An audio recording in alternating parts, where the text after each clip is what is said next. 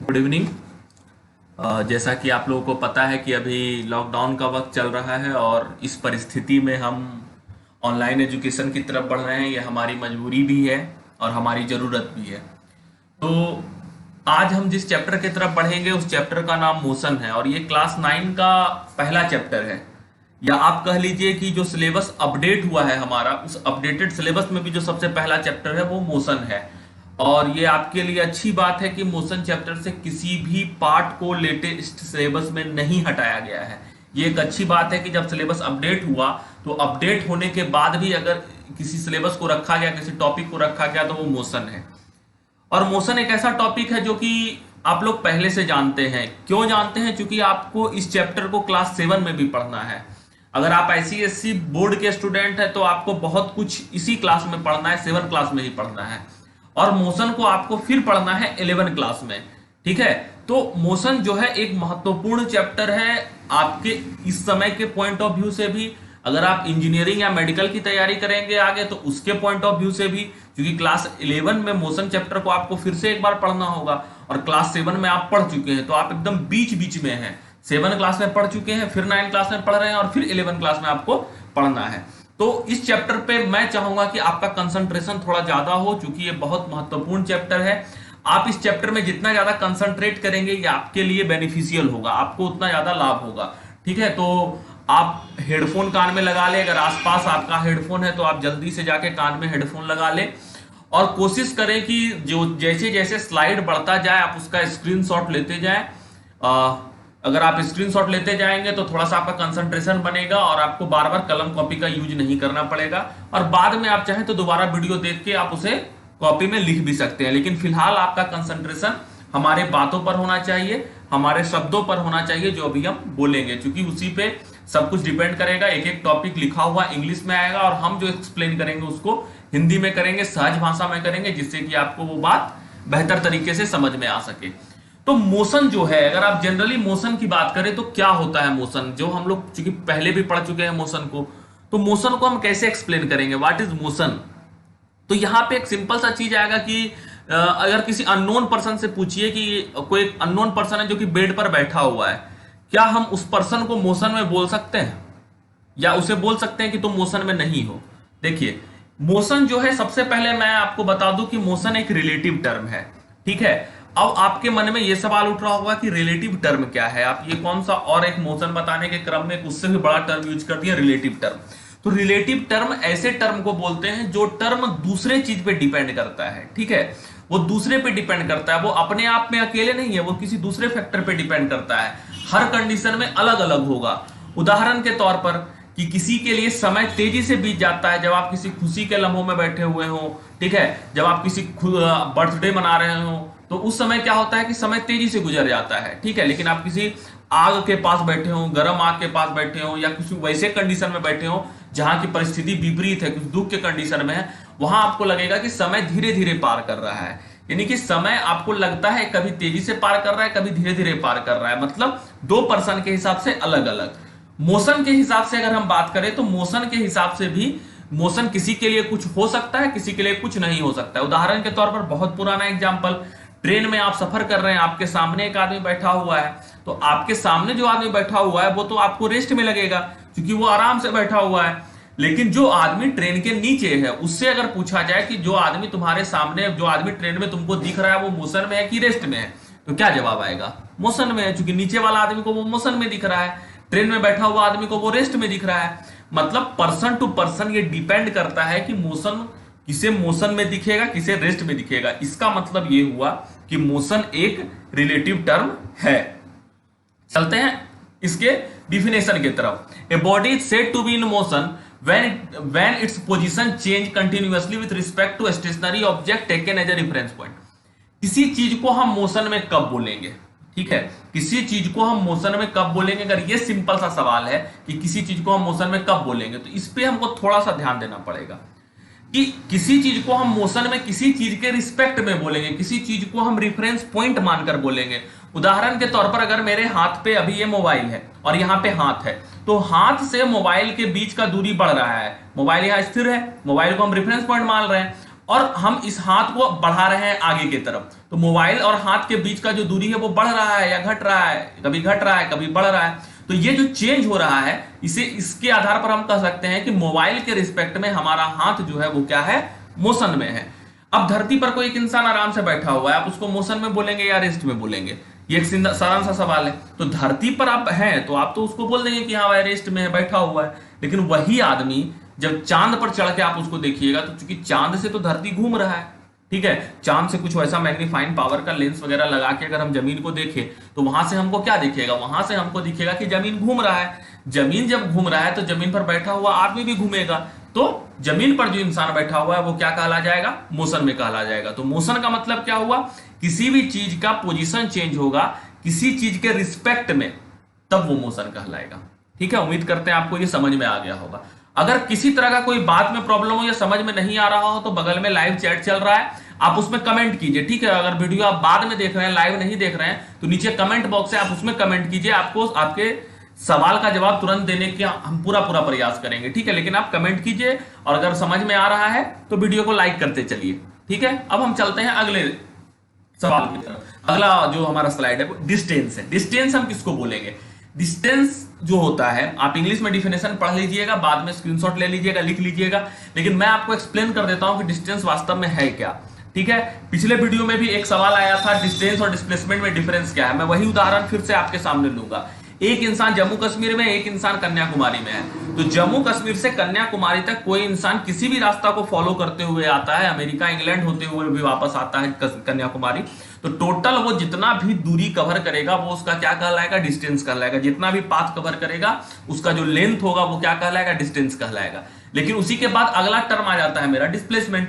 जब हम डिस्प्लेसमेंट को एक्सप्लेन करेंगे तब हम यहां पर क्या बोलेंगे, अब हम जब डिस्प्लेसमेंट एक्सप्लेन करेंगे तो यहां पर हम बोलेंगे shortest path, shortest distance between 2 point. ठीक है, इनिशियल और फाइनल के बीच का जो सबसे शॉर्टेस्ट रास्ता होगा, सबसे छोटा रास्ता होगा, उसी को हम क्या बोलेंगे, डिस्प्लेसमेंट बोलेंगे। यानी जम्मू कश्मीर ऊपर है, कन्याकुमारी नीचे, उस दोनों के बीच का जो एक स्ट्रेट लाइन होगा उसी को हम क्या बोलेंगे, डिस्प्लेसमेंट बोलेंगे, जो सबसे छोटा रास्ता होगा। ठीक है, उम्मीद करते हैं डिस्टेंस और डिस्प्लेसमेंट में आपको किसी तरह की कोई समस्या नहीं हो रही होगी। तो अब हम आगे चलते हैं। Vector quantity. वेक्टर क्वांटिटी हम किसको बोलेंगे? ठीक है, ये बहुत ही इंटरेस्टिंग क्वांटिटी है और आप जब क्लास 11 में पहुंचेंगे तो आपको वेक्टर नाम से एक पूरा चैप्टर पढ़ना पड़ेगा। ठीक है, वेक्टर नाम से एक चैप्टर पढ़ना पड़ेगा। देखिए राइमिंग हो गया। तो वेक्टर नाम से जो आप एक चैप्टर पढ़ेंगे तो वो बड़ा इंटरेस्टिंग चैप्टर है, बहुत बड़ा चैप्टर है और आपको समझना पड़ता है, क्योंकि फिजिक्स में वेक्टर क्वांटिटी का बहुत महत्व है। वेक्टर क्वांटिटी क्या होता है, इसको आपको फिजिक्स में समझना पड़ेगा। दरअसल एक ऐसा क्वांटिटी का मतलब कि कोई वेलोसिटी, एक्सेलरेशन, स्पीड, कुछ भी, कोई एक क्वांटिटी मतलब कोई भी एक टर्म जिसके साथ डायरेक्शन लगा हुआ हो। ठीक है, मैग्नीट्यूड तो है, मैग्नीट्यूड मतलब वैल्यू तो होगा, 2 4 5 6 7 तो सब में होगा, लेकिन पार्टिकुलर डायरेक्शन लगा हुआ हो उसको हम वेक्टर क्वांटिटी बोलेंगे। उदाहरण के तौर पर वेलोसिटी, एक्सेलरेशन, ये ऐसे टर्म है कि speed in a particular direction, कोई स्पीड जा रहा है लेकिन एक पार्टिकुलर डायरेक्शन में जब स्पीड है तब उसको हम वेलोसिटी बोलेंगे। हम जैसे वेलोसिटी बोल रहे हैं इसका मतलब हम पार्टिकुलर डायरेक्शन उसमें ऐड कर रहे हैं, एक दिशा दे रहे हैं उसको। एक्सेलरेशन में एक डायरेक्शन दे रहे हैं। यही कारण है कि वेलोसिटी जीरो भी हो जाता है, वेलोसिटी निगेटिव भी हो जाएगा, एक्सेलरेशन निगेटिव भी हो जाता है। क्यों? क्योंकि उसमें डायरेक्शन सेट है, एक पार्टिकुलर डायरेक्शन दिया हुआ है। तो जिस चीज में भी एक पार्टिकुलर डायरेक्शन हो उसे हम वेक्टर क्वांटिटी बोलेंगे। और अगर उसी के विपरीत तौर पर बात करें तो स्केलर क्वांटिटी है, जिसमें मैग्नीट्यूड तो होगा, मैग्नीट्यूड स्केलर में भी होगा, वेक्टर में भी होगा, but there is no direction, direction का कोई जिक्र नहीं, कहीं से निकलिए कहीं जाइए। अब जैसे उदाहरण लीजिए डिस्टेंस और डिस्प्लेसमेंट। उदाहरण लीजिए, डिस्टेंस में हमने आपको उदाहरण दिया कि आपको जम्मू कश्मीर से निकलना है।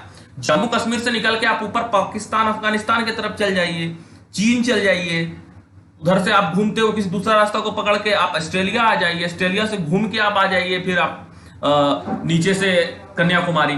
तो जम्मू कश्मीर से कन्याकुमारी आप किसी भी डायरेक्शन को बदलते हुए पहुंचिए, वो आपका क्या कहलाएगा, डिस्टेंस। डिस्टेंस मेरा स्केलर क्वांटिटी है, यहां हमको डायरेक्शन से कोई मतलब नहीं है। लेकिन अगर जम्मू कश्मीर से आपको कन्याकुमारी आना है और आपको डिस्प्लेसमेंट तय करना है तो आपको एक पार्टिकुलर डायरेक्शन पकड़ना पड़ेगा, एक स्ट्रेट लाइन पकड़ना पड़ेगा, जिससे कि आप जम्मू कश्मीर से कन्याकुमारी एक सीधी रेखा में चलते हुए स्ट्रेट लाइन में आप पहुंच जाइए। अगला यूनिफॉर्म मोशन। ठीक है, बहुत ही सिंपल सा सवाल, यूनिफॉर्म मोशन। आप सभी लोग स्टूडेंट हैं जो इस वीडियो को देख रहे हैं और आप लोग स्कूल जाते हैं और स्कूल में बार बार आपके प्रिंसिपल के द्वारा, आपके टीचर के द्वारा आपके ऊपर ये दबाव बनाया जाता है कि यूनिफॉर्म में आओ, ठीक है। नहीं आने पर आपको पनिशमेंट भी मिलती है, डांट भी सुनना पड़ता है। तो यूनिफॉर्म मोशन होता क्या है, ठीक है, व्हाट इज यूनिफॉर्म मोशन। अगर हम सिंपल सा सवाल करें कि यूनिफॉर्म मोशन है क्या, तो सबसे पहले वर्ड को समझना पड़ेगा। यूनिफॉर्म क्या है? यूनिफॉर्म मतलब एक जैसा, सब में एक हो, ठीक है, तो उसको हम क्या बोलेंगे? यूनिफॉर्म मोशन बोलेंगे। अच्छा, तो यूनिफॉर्म मोशन जो सब में एक हो वो कैसा होगा? अब समझिए, एक जैसा मोशन, एक चाल में मोशन, मोशन को बदलना नहीं है, एक ही स्पीड में चलना है, एक ही चलना है, एक समय में बराबर डिस्टेंस ट्रेवल करना है। सपोज पहला 1 मिनट में 1 किलोमीटर गए, अगला 1 मिनट में भी 1 किलोमीटर ही जाएंगे, उसके बाद 1 मिनट में 1 किलोमीटर ही जाएंगे, यानी हर इक्वल टाइम इंटरवल पर हम इक्वल डिस्टेंस कवर करेंगे। तो ये मेरा कौन सा मोशन कहलाएगा? यूनिफॉर्म मोशन कहलाएगा। अगला टॉपिक है हमारा non uniform motion. Uniform clear है तो नॉन यूनिफॉर्म भी क्लियर हो गया, जस्ट अपोजिट तरह से काम करेगा। मतलब कि 1 मिनट में 10 किलोमीटर चल गए, अगला 1 मिनट में 2 किलोमीटर चल गए, अगला 1 मिनट में बैठ गए, अगला 1 मिनट में कुछ और, अगला 1 मिनट में कुछ और, यानी हर टाइम इंटरवल पर आपका अनइक्वल डिस्टेंस ट्रेवल हो रहा है। ऐसे मोशन को हम कौन सा मोशन बोलेंगे? नॉन यूनिफॉर्म मोशन बोलेंगे, ठीक है। उम्मीद करते हैं ये भी आपको समझ में आ गया होगा। अगला टर्म है स्पीड। स्पीड क्या होगा? स्पीड कौन सा क्वांटिटी है? स्केलर क्वांटिटी है। और इसको हम डिफाइन कैसे करते हैं? बहुत पुराना टर्म है, आप लोग बचपन से पढ़ रहे हैं। डिस्टेंस ट्रेवल बाय बॉडी पर unit time is called speed. Speed distance बटा टाइम, इसी को स्पीड बोलते हैं। क्या ऐसा यूनिट होता है स्पीड का? मीटर पर सेकेंड। तो डिस्टेंस का जिसमें कि कोई डायरेक्शन तय नहीं है और उसको हम टाइम से जब डिवाइड करते हैं तो वो मेरा क्या कहलाता है? वो मेरा स्पीड कहलाता है। अगला टर्म वेलोसिटी। वेलोसिटी क्या होगा? वेलोसिटी एक वेक्टर क्वांटिटी है और एक पार्टिकुलर डायरेक्शन की बात करता है। तो वेलोसिटी क्या होगा? डिस्प्लेसमेंट बाय बॉडी पर यूनिट टाइम। डिस्प्लेसमेंट जब हम बॉडी का ट्रेवल करेंगे और उसको जब हम टाइम से डिवाइड करेंगे तो वो मेरा क्या कहलाएगा? वेलोसिटी कहलाएगा, ठीक है। अगला सवाल, अगला टॉपिक जो है हमारा एवरेज स्पीड। एवरेज स्पीड हम किसको बोलेंगे? देखिए, दरअसल जब हम लोग सफर करते हैं तो किसी भी एक रेगुलर स्पीड से तो सफर नहीं करते। रोड पे चल रहे हैं, कभी गाड़ी आ गया तो गाड़ी पर ब्रेक लगा दिए, सामने से कोई गाड़ी आ गया तो ब्रेक लगा दिए, कभी रोड खाली मिला तो उड़ा दिए 80-90 के स्पीड से, ठीक है। रोड खाली मिला तो कोई आसपास नहीं तो तेजी से चला दिए, कोई मिल गया तो गाड़ी रोक दिए, ठीक है। ऐसे करते हुए हम लोग सफर करते हैं। कोई एक चाल से तो यूनिफॉर्म मोशन में सफर कर नहीं सकते हैं, ठीक है। 80 का स्पीड पकड़े, उसी रफ्तार से चल रहे हैं, बीच में कुछ आ गया उससे कोई प्रॉब्लम नहीं है, ऐसा तो नहीं करते हैं। करते तो हमेशा है, देखते हुए करते हैं कि भाई जैसा कंडीशन होगा उस हिसाब से गाड़ी चलाए। तो अब यहां से हम चलना शुरू किए, सपोज कि हम दिल्ली से चलना शुरू किए और हमको जाना है जम्मू कश्मीर, ठीक है। दिल्ली से जम्मू कश्मीर जाना है तो वहां पे बीच में पहाड़ मिलेगा, रोड मिलेगा, जिस हिसाब से उस हिसाब से हम चेंज करेंगे। लेकिन हम जम्मू कश्मीर से दिल्ली के बीच का जो भी डिस्टेंस होगा, सपोज हम मान रहे हैं, एग्जैक्ट वैल्यू ने मान रहे हैं, सपोज कि 500 किलोमीटर डिस्टेंस है और हमको दिल्ली से जम्मू कश्मीर जाने में सपोज कि हमको लग गया 5 घंटा लग गया, ठीक है। 5 घंटा लग गया तो मेरा एवरेज स्पीड क्या हो जाएगा? टोटल डिस्टेंस 500, अब टोटल टाइम टेकन मेरा 5 घंटा, यानी 100 किलोमीटर पर आवर की स्पीड से हम गाड़ी चलाए। इस बीच में हो सकता है कहीं हम रुके होंगे, कहीं हमारा स्पीड 120 हो गया होगा, कहीं एक स्पीड 140 हो गया होगा, कहीं 90 भी हो गया होगा, कहीं 80 भी हो गया होगा। तो एवरेज स्पीड का मतलब औसतन जो स्पीड मेरा था। और ये निकालते कैसे हैं? टोटल डिस्टेंस जो गाड़ी ट्रेवल किया या कोई भी पर्सन ट्रेवल किया और उसको डिवाइड किस चीज से कर देते हैं? टोटल जितना टाइम लगा, ठीक है। तो ये मेरा क्या कहला जाएगा? एवरेज स्पीड कहलाएगा, ठीक है। अगला टॉपिक है मेरा एक्सेलरेशन। एक्सेलरेशन क्या होता है? Acceleration of a body is defined as rate of change of velocity per unit time. आप लोग बाइक चलाते होंगे तो आपको पता होगा बाइक में एक इक्विपमेंट होता है जिसको हम लोग बोलते हैं एक्सेलरेटर। क्या काम होता है एक्सेलरेटर का? एक्सेलरेटर का बेसिकली काम होता है गाड़ी के स्पीड को बढ़ाना या घटाना। तो एक्सेलरेशन का मतलब भी वही होता है कि आप गाड़ी के वेलोसिटी को बढ़ाइए या घटाइए। अगर आप 10 के स्पीड से घर से निकले हैं, ठीक है, और पहुंचे हैं आप 20 के स्पीड पर, ठीक है, बीच में आप गाड़ी के वेलोसिटी को बढ़ाते जा रहे थे, स्पीड को पार्टिकुलर डायरेक्शन में बढ़ाते जा रहे थे, तो फाइनली आपका जो वेलोसिटी हो गया वो क्या हो गया? 20 हो गया। इनिशियली वेलोसिटी आपका क्या था? 10 था, तो 20 में से 10 घटा दिए। सपोज कि आपको जाने में 10 सेकंड लगा, 10 से 20 स्पीड को करने में आपको 10 सेकंड का वक्त लगा, तो 20 में से 10 घटा के 10 से हम डिवाइड कर देंगे तो 10/10 यानी 1 आ जाएगा, यानी कि 1 मीटर पर सेकंड स्क्वायर। एक्सेलरेशन का जो SI यूनिट होता है वो क्या होता है? मीटर पर सेकंड स्क्वायर होता है। तो 1 मीटर पर सेकंड स्क्वायर मेरे गाड़ी का एक्सेलरेशन हो गया। अच्छा, कभी कभी एक्सेलरेशन इनवर्स में होता है, ठीक है, तो बुक में उसके लिए हम लोग अलग टर्म इस्तेमाल करते हैं, रिटार्डेशन शब्द का इस्तेमाल करते हैं। वहां पर बोलते हैं कि गाड़ी रिटार्डेशन मोड में चल रहा है, गाड़ी तेजी से स्लो हो गया। अभी हम जो उदाहरण आपको दिए थे, यहाँ गाड़ी धीरे मतलब कि स्लो से स्पीड हुआ। एक ऐसा भी उदाहरण हो सकता है कि गाड़ी स्पीड से स्लो हो गया, 20 से 10 हो गया 10 सेकंड में, तो यहाँ पे एक्सेलरेशन क्या हो जाएगा, फाइनल वेलोसिटी 10, इनिशियल वेलोसिटी 20, तो 10 में से 20 घटाएंगे तो आंसर मेरा -10 आएगा, और टाइम तो 10 पॉजिटिव होगा। समय तो निगेटिव चलता नहीं है, समय कभी निगेटिव सुने हैं कि 29 तारीख के बाद 28 तारीख हो गया, 28 के बाद 27 हो गया, ऐसा होता है कभी? क्या ऐसा कभी उल्टा सीधा समय नहीं चलता है, समय हमेशा सीधा चलता है और समय बढ़ता है हमेशा। ऐसा 29 के बाद 28, 28 का 27 हुआ है कभी? नहीं होता है। तो समय निगेटिव में तो जाएगा नहीं, जाएगा क्या, कौन सा चीज निगेटिव में? आपका velocity.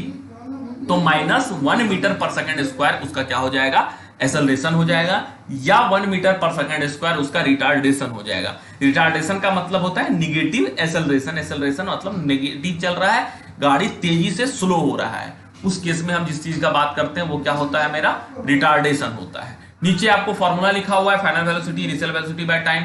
Numerical point of view से ये आपका बहुत महत्वपूर्ण होता है, acceleration term numerical point of view से, ठीक है। अगला है यूनिफॉर्म एक्सेलरेशन। अब देखिए फिर वही टर्म आ गया, यूनिफॉर्म और एक्सेलरेशन आपको पता है, यूनिफॉर्म आपको पता है, तो आपको ये पूरा टर्म अपने आप में क्लियर हो गया होगा, ठीक है। यूनिफॉर्म एक्सेलरेशन क्या होगा, यूनिफॉर्म मतलब एक जैसा, एक्सेलरेशन मतलब रफ्तार से, एक ही रफ्तार से। अब यहां पर क्या हो सकता है, यहां पर आप यूनिफॉर्म एक्सेलरेशन का मतलब ये हो सकता है कि आप तेजी से 2 मीटर पर सेकंड के रफ्तार से आप गाड़ी को बार बार बढ़ा रहे हैं स्पीड को, ठीक है, या 2 मीटर पर सेकंड के रफ्तार से स्पीड को हर सेकंड घटाते जा रहे हैं, तो एक यूनिफॉर्म एक्सेलरेशन का बात हो रहा है, एक जैसे चाल से गाड़ी का रफ्तार बढ़ रहा है। सपोज कि आप गाड़ी 10 की स्पीड से स्टार्ट किया, अगला सेकंड 12 हो गया, अगला सेकंड 14 मीटर पर सेकंड कर दिए, अगला सेकंड 16 मीटर पर सेकंड कर दिए, अगला सेकंड 18 मीटर कर दिए, अगला सेकंड 20 कर दिए, ऐसे करते हुए आप बढ़ रहे हैं, तो आपका कौन सा एक्सेलरेशन कहलाएगा, यूनिफॉर्म एक्सेलरेशन कहलाएगा।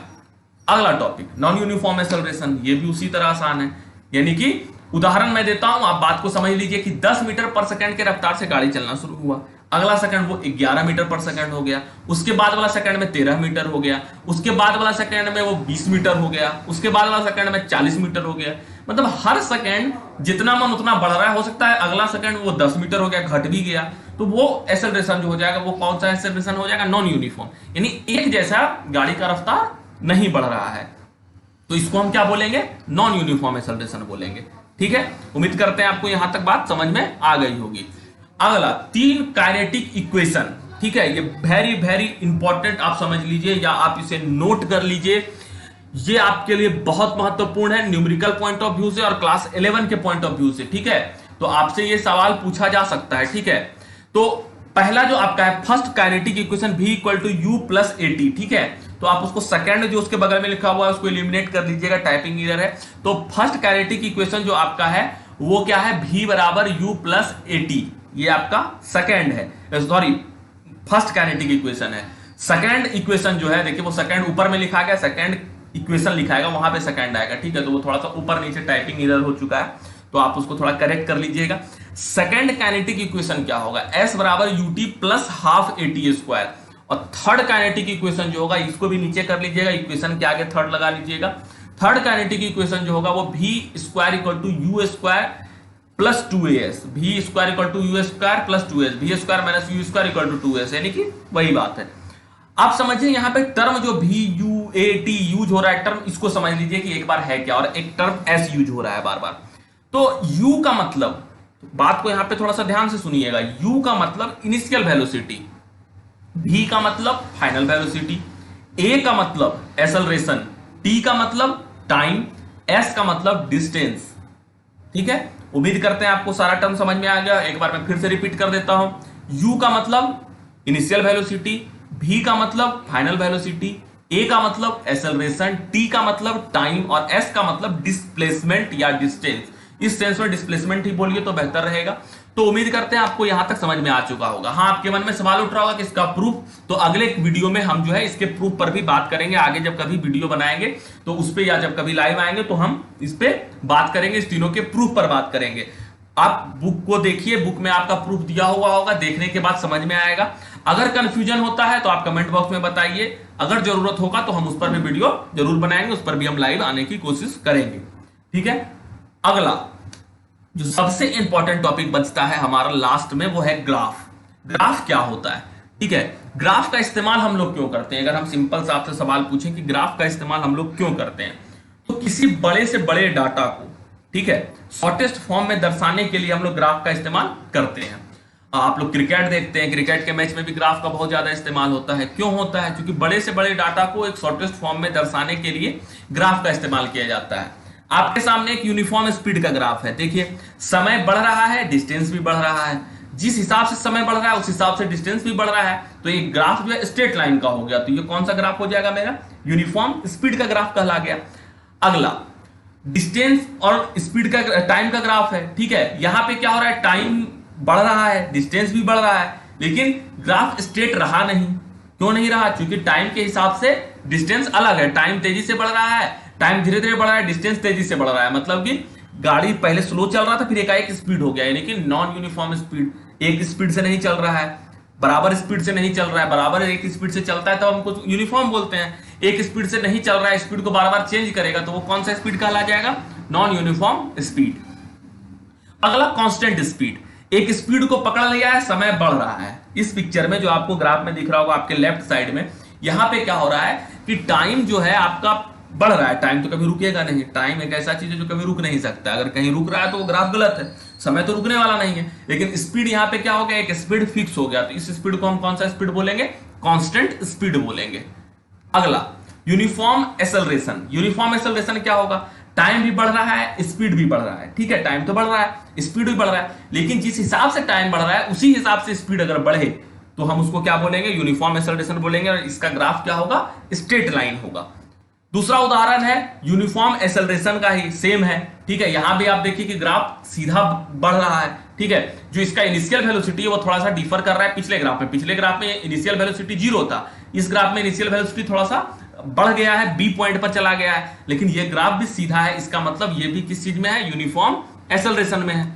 अगला आपके सामने है नॉन यूनिफॉर्म एक्सेलरेशन का एग्जांपल। यानी स्पीड भी दिया हुआ है, टाइम भी दिया हुआ है, लेकिन स्पीड, वो जो एक ग्राफ जा रहा है वो कर्व जा रहा है। ठीक है, इसका मतलब कि स्पीड जिस हिसाब से बढ़ रहा है, समय उस हिसाब से, समय जिस हिसाब से बढ़ रहा है उस हिसाब से स्पीड नहीं बढ़ रहा है। स्पीड कभी तेजी से बढ़ रहा है, कभी धीरे धीरे बढ़ रहा है। इसका मतलब ये किस चीज का उदाहरण हो गया? नॉन यूनिफॉर्म एक्सेलरेशन का उदाहरण हो गया।